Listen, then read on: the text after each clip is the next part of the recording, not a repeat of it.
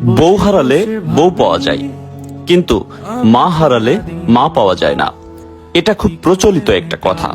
অনেকেই এই কথা বলার সময় আবেগে গড়াগড়ি খেতে থাকে। এমন একটা ভাব দেখায়, মনে হয় মায়ের জন্য তার ভালোবাসার শেষ নেই। আর বউ ডাস্টবিনের ময়লা, মন চাইলে ছুঁড়ে ফেলে দিবেন। সেই সব ব্যক্তিদের উদ্দেশ্যে কিছু কথা।